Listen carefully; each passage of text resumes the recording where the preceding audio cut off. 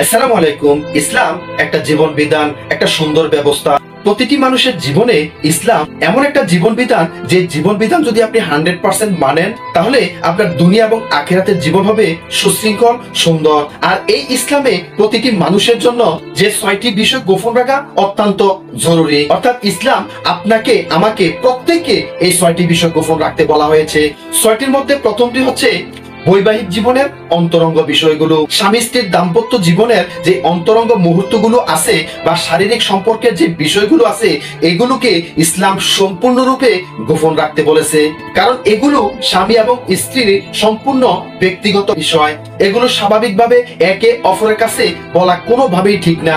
এই জন্যই ইসলাম এই বিষয়টাকে গোপন রাখতে বলেছেন। এই জন্য যে পারিবারিক পরিবারের মেল বন্ধনের মধ্যে দাম্পত্য জীবনেও সুন্দর এবং পরিশিষ্ট বিষয় হচ্ছে বৈবাহিক জীবনের অন্তরঙ্গ মুহূর্তগুলো গোপন রাখা।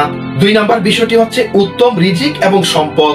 এই বিষয়টুকুও ইসলাম আপনাকে, আমাকে, সবাইকে গোপন রাখতে বলেছেন।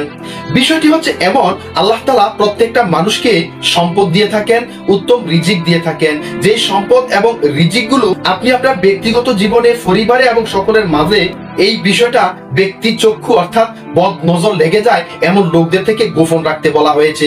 3 নম্বর বিষয়টা হচ্ছে অন্যের গুনাহ বা অন্যের দ্রষ্টুটি একজন মুসলমানকে অপর এক মুসলমানের জন্য গোপন রাখতে বলা হয়েছে। এক্ষেত্রে বলা হয়েছে এক মুসলমান অপর এক মুসলমানের ভাই ভাই, অথবা এভাবেও বলা হয়েছে এক মুমিন অপর এক মুমিনের আয়না স্বরূপ। ঠিক এই দৃষ্টিকোণ থেকে আপনি যখন একজন মুমিন বান্দা অথবা একজন মুসলমান ভাইয়ের দোষ ত্রুটি অথবা গুনাহগুলো আপনি গোপন রাখবেন, আল্লাহ তাআলা আপনার ত্রুটি এবং গুনাহগুলো গোপন রাখবেন। 4 নম্বর বিষয়টি হচ্ছে আল্লাহ তাআলার সন্তুষ্টি অর্জনের উদ্দেশ্যে যে ভালো কাজ আপনি করবেন সেটা গোপন রাখার জন্য ইসলাম আমাদেরকে সাজেস্ট করেছে। অর্থাৎ আমরা মুসলমান এবং মুমিন বান্দা হিসেবে আমরা আমাদের প্রভুর সান্নিধ্য লাভ করার জন্য আমরা ব্যক্তিগত জীবনে কিছু গোপন আমল করে থাকি বা গোপনীয় কিছু ভালো কাজ করে থাকি, যেটা সচরাচর অন্যজনের চোখের সামনে আসে না। আর এই বিষয়গুলোকে কাল হাসরের মাঠে বান্দা এবং প্রভু এই 2 ব্যক্তির মধ্যে সীমাবদ্ধ রাখার উদ্দেশ্যে এই দুনিয়াতে এই ধরনের ভালো কাজকে গোপন রাখতে ইসলাম আমাদেরকে সাজেস্ট করে।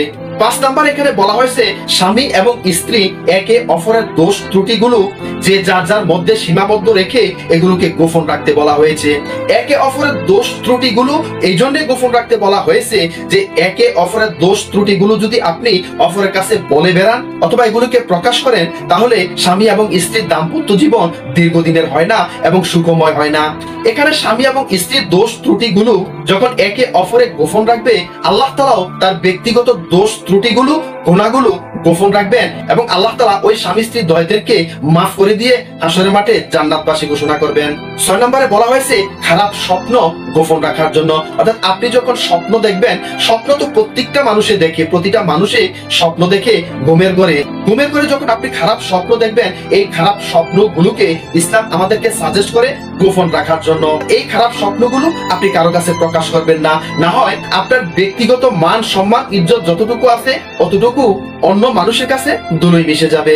সুতরাং একটু চিন্তা করে দেখেন যে ইসলাম এক একটা মানুষের জন্য কতটা ব্যালেন্সড। এই 6টি গুরুত্বপূর্ণ বিষয় ইসলাম আমাদেরকে গোপন রাখার জন্য বলেছেন। আশা করছি সকলেই বুঝতে পেরেছেন। আল্লাহ তাআলা সকলকে বোঝার তৌফিক দান করুক। ওমা তাওফিক ইল্লা বিল্লাহ। আসসালামু আলাইকুম রাহমাতুল্লাহ।